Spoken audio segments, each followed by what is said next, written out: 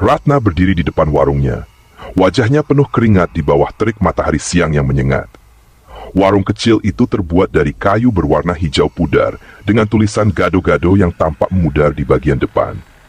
Terletak di pinggir jalan, tepat di depan rumahnya yang sederhana, warung itu seharusnya menjadi sumber rezeki bagi keluarganya. Jalanan yang ramai tidak diimbangi dengan banyaknya orang yang singgah, hanya beberapa orang yang mampir untuk membeli gado-gado. Ratna memandang bukusan lontong, kacang tanah, dan sayuran segar yang direbus tadi pagi. Perutnya terasa melilit saat memikirkan sisa bahan yang harus dihabiskan, ditambah lagi uang belanja esok hari yang belum dia siapkan. Dia menyeka keringat di dahinya, kemudian duduk di kursi kayu kecil di balik warung, melipat tangan di pangkuan dan menunduk. Kenapa sepi? Bisiknya dalam hati, matanya memerah, menahan tangis yang selalu datang setiap kali memikirkan nasibnya dan keluarganya. Sudah seminggu ini dagangannya tak kunjung ramai, hanya cukup untuk membeli beras dan kebutuhan pokok lainnya. Pikirannya melayang ke rumah kecil di belakang warungnya, di mana suaminya, Agus, sedang duduk di ruang tamu sambil memandang televisi. Pekerjaan Agus sebagai tukang bangunan tidak menentu, membuatnya sering menganggur. Kadang ada proyek kecil, kadang tidak sama sekali. Sejak pagi tadi, Agus hanya duduk di sana, menyulut rokok satu batang dan membiarkan asapnya mengepul ke udara. Mata Agus kosong, tubuhnya bersandar di kursi lusuh itu, dan dia tidak berkata apa-apa. Mungkin karena sudah terlalu lelah dengan hidup yang serba kekurangan. Ratna tahu betul beban pikirannya. Ia ingin sekali meringankan beban suaminya, tetapi setiap hari perjuangan mereka tampak semakin berat. Ratna tahu suaminya merasakan frustasi yang sama seperti dirinya. Tetapi keduanya tak pernah benar-benar membicarakan hal itu. Entah karena gengsi atau karena sama-sama tidak tahu harus berkata apa. Sore itu, angin berhembus sedikit lebih kencang, menggerakkan dedaunan kering di pinggir jalan. Suara pedagang keliling terdengar sayup-sayup, sementara langit mulai berubah warna menjadi jingga kemerahan. Masih duduk di bangku kayu kecil, Ratna mencoba menghitung dalam kepalanya bagaimana mengatur pengeluaran besok. Beras sudah habis, minyak goreng tinggal sedikit, dan harga bahan makanan semakin naik. Jika sampai besok dagangannya tetap sepi, dia benar-benar tak tahu harus bagaimana lagi. Tiba-tiba, suara motor terdengar dari kejauhan, mendekat perlahan. Ratna menoleh dengan harapan, matanya berbinar sedikit saat melihat pengendara motor itu berhenti tepat di depan warungnya. Seorang pria paruh baya dengan helm yang sudah kusam dan jaket kulit yang warnanya pudar menghadapinya. "Bu, gado-gadonya satu ya?" katanya dengan nada yang ramah. Ratna segera bangkit dari duduknya, tangannya terampil menyiapkan pesanan. Dia menakar bumbu kacang dan mengaduk dengan semangat yang baru. "Langsung makan di sini atau dibungkus, Pak?" tanyanya dengan nada yang lebih ceria, meskipun hatinya masih menanggung beban. "Dibungkus aja, Bu. Anak saya suka banget sama gado-gado," jawab pria itu sambil duduk di kursi plastik, menunggu dengan sabar. Ratna tersenyum tipis, hatinya sedikit lega, karena setidaknya masih ada orang yang menyukai gado-gadonya. Setiap kali pelanggan datang, rasanya seperti mendapat angin segar di tengah kesulitan yang terus membayangi. Saat pria itu meninggalkan warung dengan kantong plastik berisi gado-gado, Ratna kembali duduk. Dia merasa sedikit lebih baik. Meski hidup mereka serba kekurangan, harapan masih ada. Mungkin setelah semua ini, ada jalan keluar yang bisa mereka temukan bersama. Ratna menatap langit yang mulai gelap, berdoa agar esok hari membawa keberuntungan. Ia tahu, meskipun hidup sulit, dia dan Agus harus tetap berjuang demi masa depan mereka. Setelah menyerahkan bungkusan, pria itu pergi meninggalkan Ratna dengan 2 lembar uang 5 ribuan yang terasa bagai secercah harapan di hari yang suram. Ratna duduk lagi di bangku kayunya, memandang kosong ke jalanan yang mulai gelap. Lampu-lampu jalan mulai menyala satu persatu, sementara beberapa rumah di sekitarnya mulai menutup pintu, melindungi diri dari kegelapan malam. Dari dalam rumah, suara batuk Agus terdengar. Ratna tahu suaminya masih duduk di depan televisi, menatap layar yang lebih sering menampilkan gambar buram karena antena yang rusak. Dalam benak Ratna, mungkin Agus sedang memikirkan cara untuk mencari pekerjaan tambahan atau mencoba hal baru untuk dagangannya. Namun, dia ragu. Agus, meskipun bukan pria kasar, adalah tipe yang mudah tersinggung jika soal uang dibahas. Ratna hanya bisa mengeluh pada dirinya sendiri, merasakan beratnya beban yang mereka pikul. Malam semakin larut. Akhirnya, Ratna mulai membereskan warung, menyimpan sayuran-sayuran yang tidak habis seadanya, meskipun esok hari pasti sudah tidak segar lagi. Setelah itu, ia masuk ke rumah dengan langkah lelah, langsung menuju dapur untuk mengecek sisa beras. Ternyata, hanya tinggal sedikit, cukup untuk masak besok pagi. Agus mendekat, berdiri di ambang pintu dapur dengan tangan dimasukkan ke saku celana. "Sepi lagi ya?" tanyanya tanpa menatap langsung ke arah Ratna. Ratna mengangguk, mengaduk nasi di dalam rice cooker yang juga sudah mulai usang. "Iya, cuma laku beberapa porsi," jawabnya pelan. Sejenak, keheningan menyelimuti rumah kecil itu. Mereka berdua tahu apa yang harus dibicarakan, tetapi memilih diam. Mungkin karena takut saling menyakiti dengan kata-kata, atau mungkin juga karena sadar bahwa semua jawaban sama. Mereka terjebak dalam lingkaran kesulitan yang belum ada jalan keluarnya. Beruntung, mereka tidak harus memikirkan anak, karena setelah 10 tahun menikah, Ratna belum juga diberikan titipan anak. Mungkin ini adalah anugerah. Jika sudah punya anak, entah bagaimana nanti mereka bisa menyekolahkannya. Setelah makan malam seadanya, mereka pun duduk di ruang tamu. Agus mengisap rokoknya, sedangkan Ratna menghela nafas panjang. Pikirannya terus berputar, mencari-cari cara untuk memperbaiki keadaan. Ia berpikir untuk mencoba membuat promosi kecil-kecilan, menambah menu, atau memberikan diskon. Namun semua itu butuh modal, sementara uang yang ada bahkan tidak cukup untuk memenuhi kebutuhan sehari-hari. "Besok, aku coba keliling kampung," pikirnya, berharap ada secercah harapan baru di hari yang akan datang. Malam semakin larut, dan Ratna tidak bisa memadamkan pikirannya. Setiap kali ia berusaha tidur, bayangan masa depan yang kelam terus menghantui. Ia tahu bahwa besok adalah kesempatan, namun rasa cemas dan putus asa menggelayuti hatinya. "Besok aku coba keliling kampung," ucap Ratna tiba-tiba, membaikan harapan yang tersisa. Agus yang masih menatap televisi dengan penuh kebisuan, hanya mengangguk. Ia ingin mendukung Ratna, tetapi berat untuk mengeluarkan kata-kata. Ratna bertekad untuk menjajakan makanan di sekitar kampung. Ia berpikir bahwa mungkin dengan usaha ini, orang-orang akan lebih mengenal dagangannya. Dengan uang yang didapat di penjualan gado-gado kemarin, ia berharap bisa membeli bahan makanan yang lebih segar untuk menarik pelanggan. Pagi itu, Ratna bangun lebih awal. Ia menyusun semua bahan yang bisa dijual dan menyiapkan peralatan yang diperlukan. Ternyata, harapan yang sempat redup mulai muncul kembali. Ia mengingat semua kenangan manis saat berjualan, di mana pelanggan sering memuji masakannya. Ia memutuskan untuk berkeliling dengan membawa sepeda tuanya, berharap bisa menjangkau lebih banyak pelanggan. Setelah mempersiapkan semuanya, Ratna keluar dari rumah dan mengayuh sepeda. Jalanan sepi, tetapi aroma masakan yang menggoda mulai mengisi udara. Dia menyapa beberapa tetangga yang terlihat di luar rumah, tersenyum meski hatinya masih penuh keraguan. Sesampainya di pasar kecil, Ratna mulai berjualan. Perlahan, pelanggan mulai berdatangan.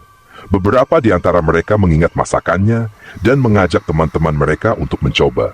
Keberanian dan usaha Ratna akhirnya membuahkan hasil. Ia bisa menjual hampir semua dagangannya dalam waktu singkat.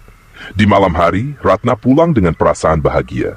Dengan uang yang didapat, ia tidak hanya bisa memenuhi kebutuhan sehari-hari, tetapi juga memiliki sedikit sisa untuk ditabung. Saat ia masuk ke rumah, Agus terkejut melihat Ratna membawa beberapa lembar uang yang lebih banyak dari biasanya. "Kamu berhasil?" tanya Agus dengan mata berbinar. Ratna mengangguk, senyum cerah menghiasi wajahnya. Mereka berdua duduk bersama di ruang tamu, merencanakan langkah selanjutnya. Hari-hari berikutnya, Ratna terus berjualan keliling kampung. Dengan setiap senyuman dan pujian dari pelanggan, ia merasa semakin kuat. Agus yang awalnya ragu, mulai ikut membantu Ratna di warung dan berusaha untuk mencari pekerjaan tambahan. Mereka berdua tahu bahwa perjuangan belum berakhir, tetapi harapan telah kembali menyala. Pagi itu, Ratna merasa semangat baru. Ia sudah bertekad untuk mendatangi rumah-rumah dengan menjajakan gado-gado. "Ya, mungkin kalau aku yang datangin rumah-rumah, gado-gadonya bisa lebih laku," pikirnya optimis. Agus yang duduk di teras menggugah kepanikan dalam dirinya. Dia tahu istrinya sedang berusaha sekuat tenaga, tetapi ia merasa tak bisa menawarkan banyak bantuan. Sebagai tukang bangunan, pekerjaan Agus tidak menentu. Jika ada pekerjaan, bayaran yang diterima seringkali terlambat. Saat Ratna berbaring di atas kasur tipis, matanya memandang langit-langit rumah yang mulai retak di beberapa bagian. Air mata menetes perlahan, Tetapi ia berusaha menahan isak tangis agar Agus yang sudah tertidur di sebelahnya tidak terganggu. Ia merasa berat menanggung beban ini seorang diri. Keesokan paginya, Agus duduk di teras rumah, mengamati sekeliling dengan tatapan yang sedikit lebih tajam dari biasanya. Di samping rumah, sebuah pohon nangka besar berdiri kokoh, cabang-cabangnya menjulang tinggi. Daun-daun hijau gelap menutupi sebagian besar pandangan ke arah jalan, menciptakan bayangan sejuk yang melindungi warung Ratna dari terik matahari. Ratna keluar dari rumah dengan semangat baru. Ia mengisi keranjang dengan porsi gado-gado yang sudah disiapkan. Hari ini harus lebih baik, ucapnya pelan, berusaha meyakinkan diri. Ia mulai berkeliling kampung, mengetuk pintu rumah satu persatu dengan harapan mendapatkan pelanggan. Di beberapa rumah, orang-orang menyambutnya dengan ramah. Mereka mengenal Ratna dan masakannya yang lezat. Tak lama kemudian, ia mendapat pesanan dari beberapa rumah sekaligus. Rasa optimisme mulai tumbuh dalam hati Ratna, seiring dengan suara tawanya yang menyelingi percakapan dengan pelanggan. Sementara itu, Agus melihat istrinya dengan rasa bangga. Ia ingin sekali membantu Ratna, tetapi dalam hati ia tahu bahwa saat ini, Ratna adalah pahlawannya. Agus berusaha mengambil pekerjaan tambahan di sekitar kampung. Meskipun penghasilan tidak seberapa, niat untuk membantu istri dan mendukung usaha mereka sangat berarti. Malam hari, saat Ratna kembali ke rumah dengan wajah cerah dan keranjang yang hampir kosong, Agus menyambutnya dengan senyum lebar.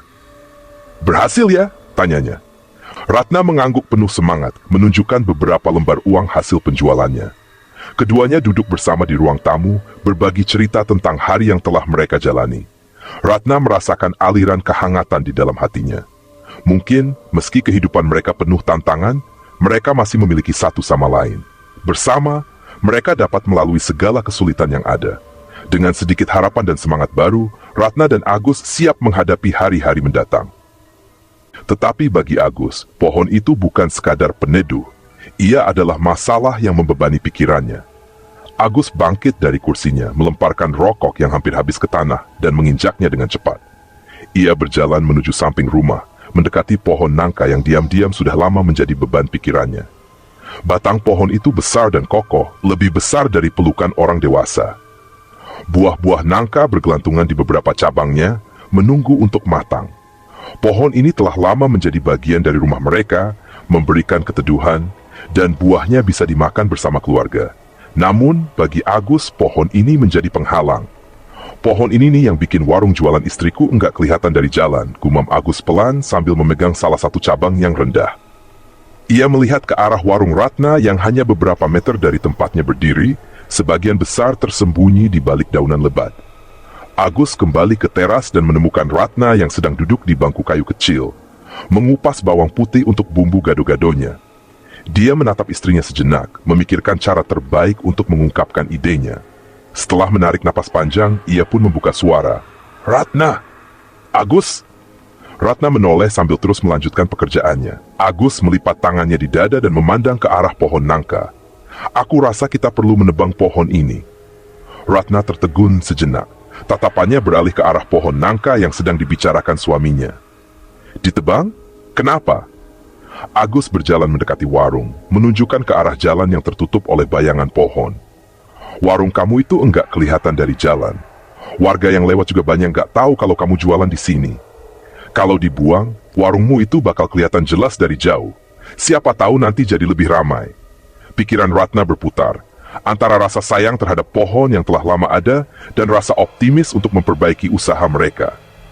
"Tapi, pohon ini sudah ada sejak lama, Agus. Kita bisa mencari cara lain tanpa harus menebangnya." "Ratna," suara Agus mulai terdengar tegas. "Kita butuh perubahan.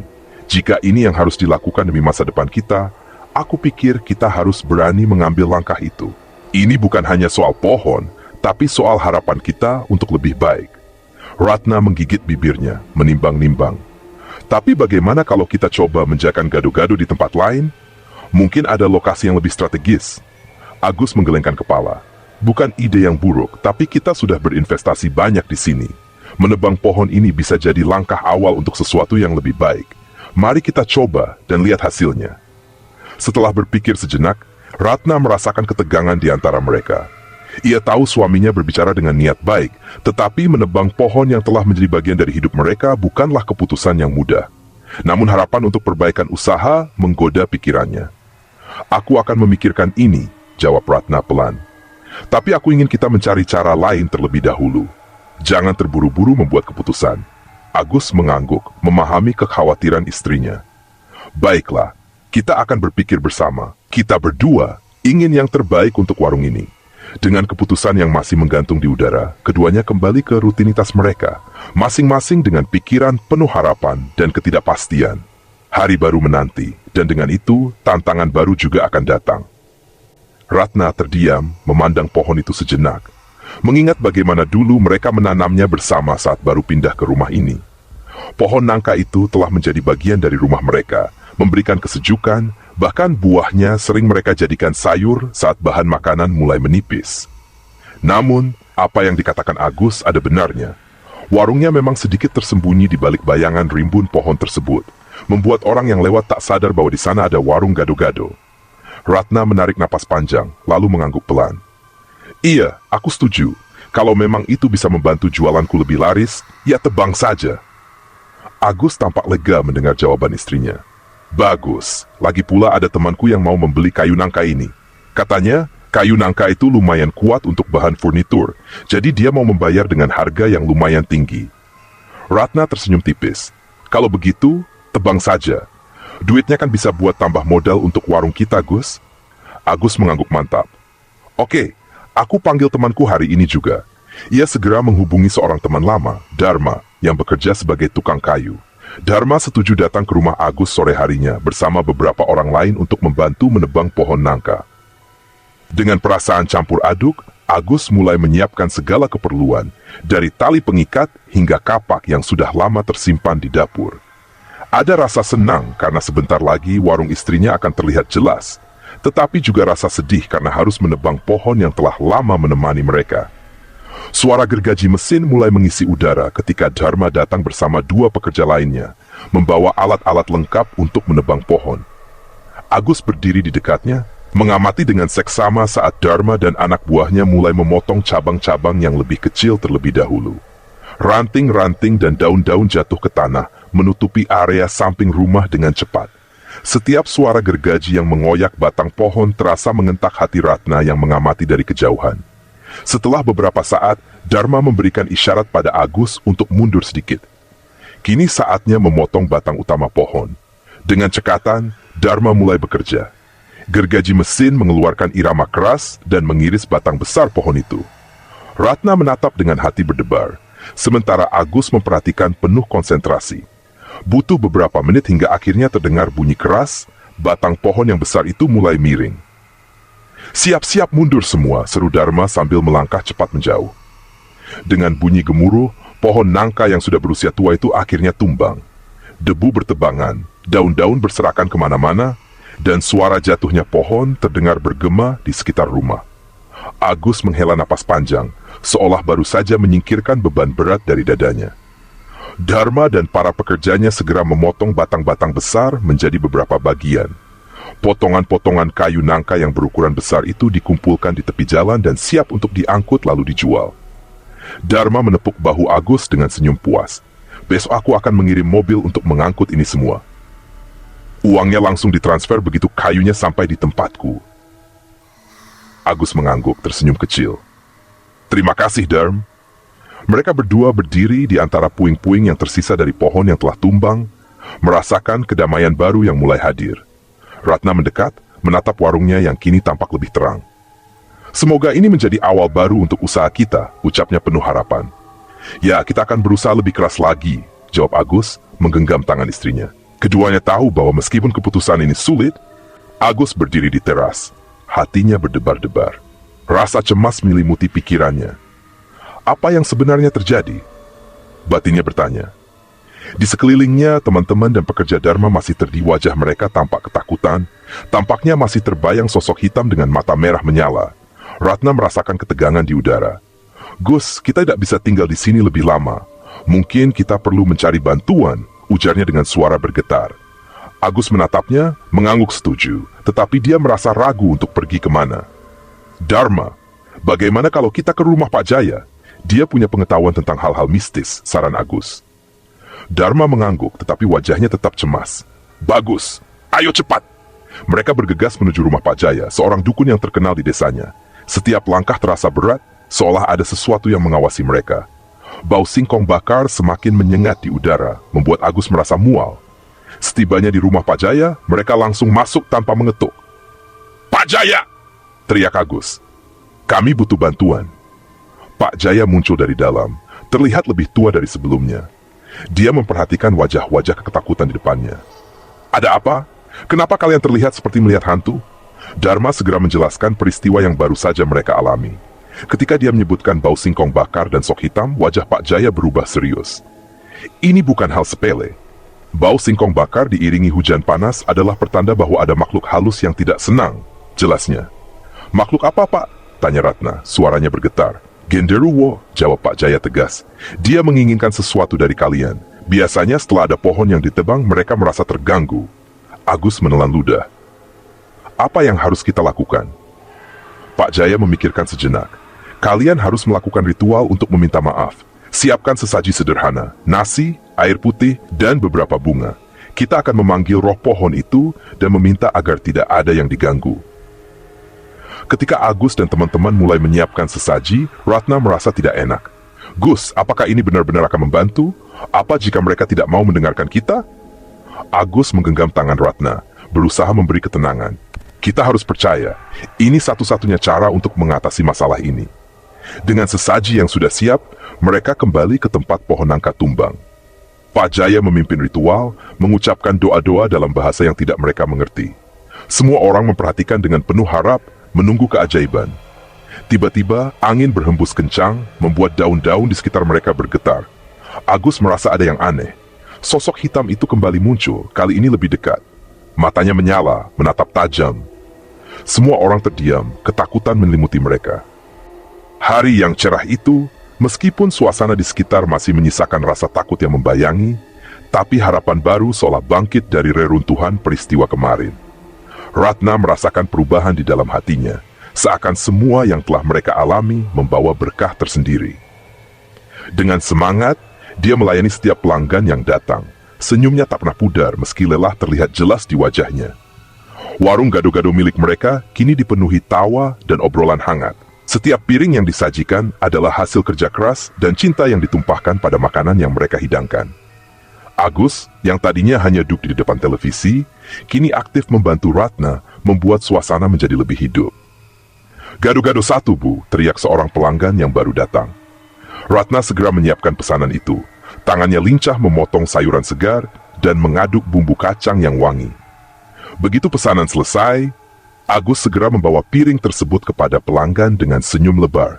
Setiap kali ada pelanggan baru, Agus dan Ratna saling bertukar pandang, berbagi kebahagiaan dalam kesibukan. Kita pasti bisa melewati ini, Ratna, kata Agus sambil mengantarkan piring ke meja yang penuh pelanggan. Alhamdulillah, ya, jawab Ratna mengangguk, senyumnya semakin lebar. Semoga semua ini membawa rezeki untuk kita. Di tengah suasana yang ramai, bau singkong bakar yang dulu terasa menakutkan, kini berganti dengan aroma gado-gado yang menggugah selera. Ratna bersyukur warung mereka kembali ramai, dan perasaan aneh yang sempat menyelimuti hati mereka perlahan mulai memudar. Namun, seolah ada yang mengingatkan mereka akan peristiwa kemarin. Setiap kali gerimis turun, Agus selalu teringat sosok hitam yang mengawasi mereka. Ratna, Agus memanggil. Suaranya sedikit bergetar. Kita harus tetap berhati-hati ya. Iya, Gus. Ratna menjawab, walaupun senyumnya tetap ada. Matanya sedikit menyiratkan ketegangan. Kita berdoa saja agar semua baik-baik saja. Mereka melanjutkan pekerjaan mereka. Senyuman dan tawa dari pelanggan memberikan semangat baru. Namun, di sudut hati mereka, ketakutan masih tersisa. Menunggu untuk kembali mengganggu di malam hari. Mereka berdua tahu, meskipun hari ini tampak cerah, bayangan kemarin masih menghantui, dan mereka harus bersiap menghadapi apapun yang mungkin datang.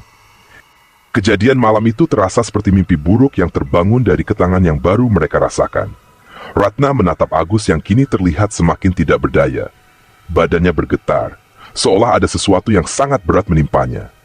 Saat angin kencang terus berhembus, bayangan sosok suaminya mulai memudar, seakan terhisap oleh kegelapan yang menyelimuti ruang kamar. Mas, jangan! Ratna berteriak, suaranya bergetar penuh kepanikan. Dia ingin berlari, tapi tubuhnya seolah tertempel di kasur, matanya tak bisa lepas dari sosok yang kini terlihat semakin samar. Apa yang terjadi, Mas? Agus tetap diam, tatapannya kosong, seolah tidak ada kehidupan di dalam dirinya. Dia hanya menatap kosong ke arah Ratna, membuat rasa takut di hati Ratna semakin menjadi. Dalam sekejap, pikirannya melayang pada peristiwa siang itu, saat sosok misterius muncul di hadapan mereka. Rasa takut kembali menyelimuti, dan tanpa sadar, ia semakin keras membaca ayat kursi berusaha mencari perlindungan. Mendengar bacaan itu, tubuh Agus bergetar lebih hebat. Sesuatu seolah berjuang di dalam diri suaminya. Rat, suara Agus terengah-engah seperti ada yang berusaha berbicara, tetapi suaranya terhalang. Matanya semakin liar, bergerak-gerak, seolah ada yang mengawasinya. Kemudian, seberkas cahaya menyilaukan muncul dari sudut kamar, menerangi ruang yang gelap. Ratna merasakan kehadiran sesuatu yang lebih besar dari sekadar hantu atau roh jahat. Dia bisa merasakan bahwa sosok itu hadir untuk mengambil Agus darinya. Tidak, dia suamiku.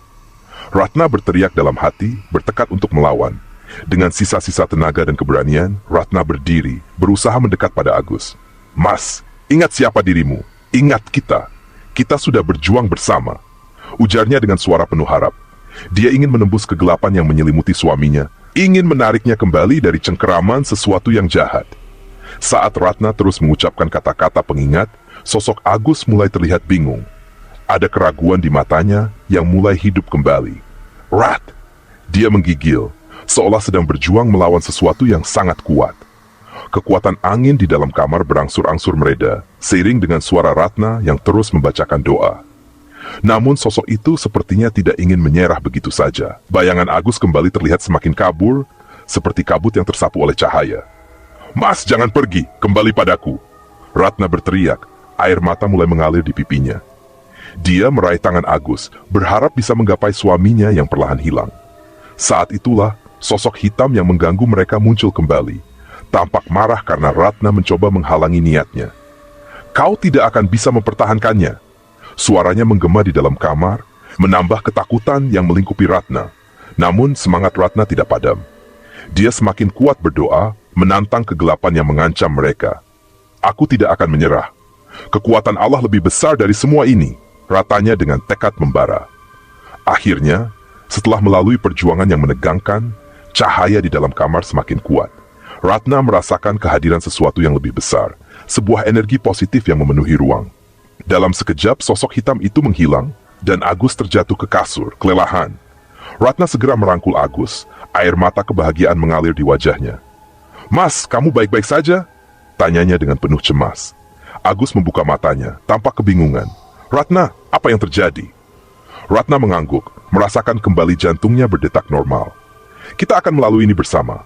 Aku tidak akan membiarkanmu pergi, ujarnya penuh harapan, meskipun bayangan ketakutan masih tersisa di sudut pikirannya. Sambil berusaha menenangkan diri, suara nafas itu semakin mendekat, membuatnya merasa terjebak dalam kegelapan yang semakin mencekam. Dia teringat akan kejadian aneh beberapa malam yang lalu, ketika sosok misterius itu muncul dengan mata kosong dan tatapan mengerikan. Siapa di luar? Tanya Ratna, suaranya bergetar. Tak ada jawaban, hanya suara nafas berat yang terus menggeram, seolah menunggu jawaban dari dalam rumah. Ratna menahan nafas, mencoba mendengarkan suara di luar. Detakan jantungnya semakin cepat, merasakan adrenalin yang mengalir deras dalam tubuhnya. Dia melirik ke arah pintu, berusaha mencari keberanian untuk mengintip.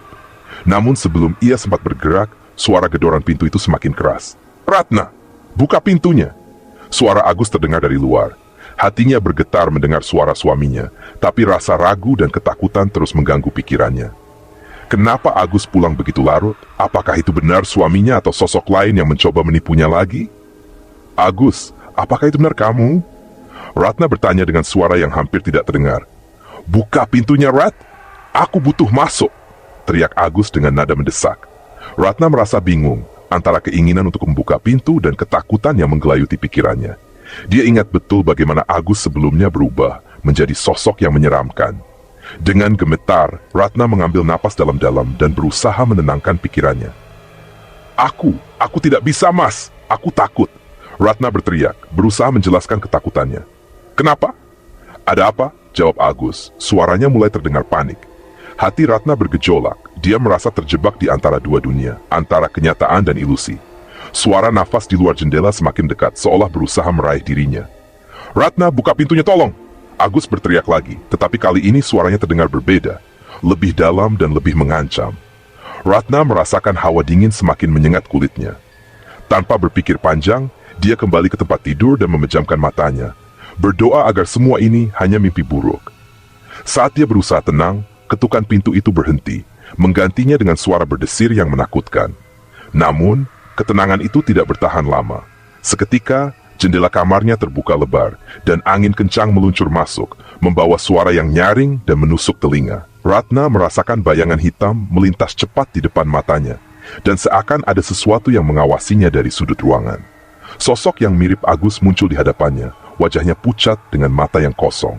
Ratna terbelalak ketakutan, tidak percaya apa yang dia lihat. "Mas, tolong jangan!" teriaknya sambil mundur, merasakan tembok di belakangnya. "Saya di sini, Rat," kata Agus dari luar. "Buka pintunya." Ratna kebingungan, dua sosok yang sama sekali berbeda berdiri di hadapannya. Ketika satu sosok mendekat, yang lain terdiam di pintu, dan jantungnya seakan berhenti berdegup.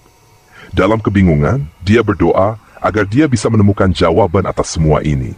Tetapi yang dia dapatkan hanyalah ketakutan yang menyelimuti malamnya. Dengan keberanian terakhir yang tersisa, Ratna mengambil keputusan. Dia berlari menuju pintu dan menguncinya dengan kencang, berharap bisa melindungi diri dari apapun yang mengancamnya. Kegelapan di balik teror, Ratna terengah-engah, terkejut dengan teriakan yang menggema di dalam kamarnya. Tubuhnya terasa lemas, sementara sosok hitam yang tampak samar-samar di luar jendela mengancam ketenangan malamnya. "Agus?" Suara berat itu, dan seketika tubuh Agus menghilang di hadapannya, membawanya ke dalam kegelapan yang tak terduga. Kamar itu dipenuhi angin dingin dan derit jendela yang terbuka lebar. Ratna menggigil ketakutan, berusaha menenangkan jantungnya yang berdetak kencang. Apa yang terjadi? Dia yakin sosok yang terlihat tadi adalah Agus, tetapi bagaimana bisa? Keberaniannya mengingat kejadian itu membuatnya berusaha berpikir jernih. Meskipun setiap detil terasa kabur, dengan langkah pelan, Ratna mendekati jendela, mencoba menutupnya agar tidak ada angin yang mengganggu. Mungkin semua ini hanya halusinasi, pikirnya. Namun, saat ia keluar dari kamar dan menuju ruang tamu, kenyataan terasa semakin menakutkan. Agus duduk santai di sofa, terfokus pada layar televisi yang menayangkan pertandingan sepak bola. "Mas, kamu di sini?" Ratna mengamati suaminya, bingung akan apa yang terjadi. Saat Agus menjawab tanpa memalingkan wajahnya, kelegaan dan ketakutan bercampur aduk di hatinya. "Enggak, aku dari tadi di sini." "Ada apa?" Jantung Ratna serasa jatuh ke dasar jurang. Jika Agus di sini, siapa yang bersamanya di kamar? "Kau tidak akan percaya, Mas," ucapnya. Suaranya bergetar. Setelah berusaha meyakinkan dirinya, ia memutuskan untuk berbohong. "Kayaknya aku cuma kesampaian aja, mungkin karena kelelahan." Ratna berusaha tersenyum, tetapi hatinya tidak tenang. Mungkin cuma halusinasi. Setiap malam setelah kejadian itu, Ratna merasakan teror yang mengintai. Setiap jendela yang terbuka lebar, setiap suara asing di rumah, membangkitkan kembali rasa takut yang menggerogoti. Hawa dingin menyelimuti rumah ketika Agus pulang larut malam, dan Ratna berjuang melawan rasa takut yang semakin menjadi-jadi. Malam itu, suara ketukan dari pintu depan menggema di seluruh rumah. Pasti bukan Agus, Ratna berbisik pada dirinya sendiri. Suara ketukan itu berubah menjadi gedoran, dan Ratna tak bisa berdiam diri. Dalam keputusasaan ia berdoa, berusaha melawan kegelapan yang terus menghantuinya. Sosok hitam muncul dari balik jendela. Tubuhnya besar, berbulu tebal, dan matanya merah menyala. Ratna terperangkap dalam ketakutan yang tak terlukiskan. Dia mencoba membaca doa, tetapi suaranya terbata-bata. "Ya Tuhan, tolong aku," pikirnya, saat sosok itu semakin mendekat. Namun saat sosok itu hendak masuk, suara Agus terdengar dari pintu depan. "Assalamualaikum." Agus masuk, tertegun melihat wajah istrinya yang ketakutan. Ratna terjatuh, tubuhnya melemah, dan demam tinggi menyerangnya tanpa alasan yang jelas. Agus bergegas membawanya ke dokter, tetapi tidak ada yang bisa menjelaskan penyakit Ratna. "Kenapa, Mas? Kenapa ini terjadi padaku?" Ratna hanya bisa berbisik, tetapi Agus tak tahu jawabannya. Hari demi hari, Ratna semakin kurus dan pucat. Rasa takut terus menggerogoti hidupnya, dan suara berat memanggil namanya di malam hari hanya menambah kepedihan. Bahkan di siang hari, ia tak merasa aman. "Ada sesuatu yang mengawasi aku," pikirnya. Akhirnya, Agus tidak bisa tinggal diam. Aku harus menemui Pak Dirjo, pikirnya, merasakan ketidakberdayaan menghadapi keadaan istrinya. Ayah angkatnya dikenal memiliki kemampuan supranatural, dan kali ini Agus merasa butuh bantuannya. Setelah mendengarkan cerita Agus, Pak Dirjo mengangguk, menyuruh Agus untuk segera membawa Ratna ke rumahnya. Kita harus bertindak cepat, ujarnya tegas. Setibanya di rumah, hawa dingin menyergap mereka dan suasana rumah terasa lebih sunyi dari biasanya. Di dalam kamar, Ratna tergeletak dengan tubuh yang mengejang. Kau tidak bisa mengusirku, suara berat yang berasal dari mulut Ratna membuat Agus terhenyak. Itu bukan suaranya, pikir Agus, keringat dingin mengalir di pelipisnya. Pak Dirjo tanpa ragu, menghirup air yang telah didoakan dan menyeburkannya ke wajah Ratna. Kembali ke tempat asalmu, teriak Pak Dirjo, menatap tajam sosok yang telah menguasai tubuh Ratna. Pertarungan antara kebaikan dan kejahatan dimulai, dan Agus tahu hidup istrinya bergantung pada keberanian mereka untuk menghadapi kegelapan.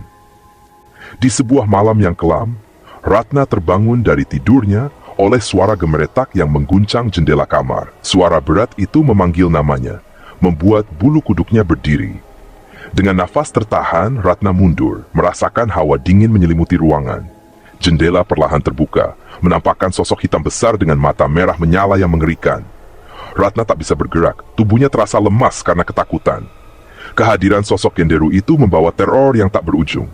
Setiap malam, ia mendengar suara berat memanggil namanya. Dan setiap siang, bau busuk seperti darah kering menyusup ke rumah. Ratna tak berdaya, hanya bisa berdoa dalam ketakutan. Sementara itu, Agus, suaminya, tak menyadari apa yang terjadi, terjebak dalam rutinitas kerja. Kondisi Ratna semakin parah. Teror dari sosok tersebut menyedot energi hidupnya, hingga ia jatuh sakit dengan demam tinggi tanpa diagnosis jelas dari dokter. Suara jeritan dan teriakan malam hari membuat Agus bingung dan khawatir. Dalam keputusasaannya, Agus memutuskan untuk menemui ayah angkatnya, Pak Dirjo, yang dikenal memiliki kemampuan supranatural.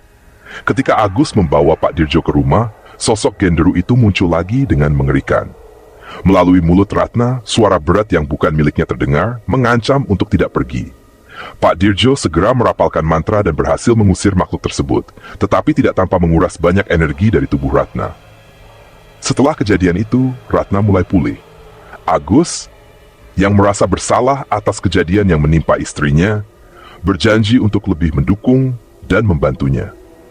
Mereka membuka warung gado-gado bersama, dan meskipun terhalang oleh pohon angker yang menghalangi pandangan pengguna jalan, usaha mereka mulai berkembang pesat setelah pohon itu ditebang. Cerita berakhir dengan harapan baru.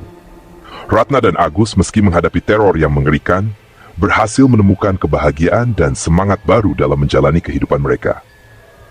Ratna belajar untuk tidak takut menghadapi masa lalu, dan Agus bertekad untuk selalu melindungi keluarganya.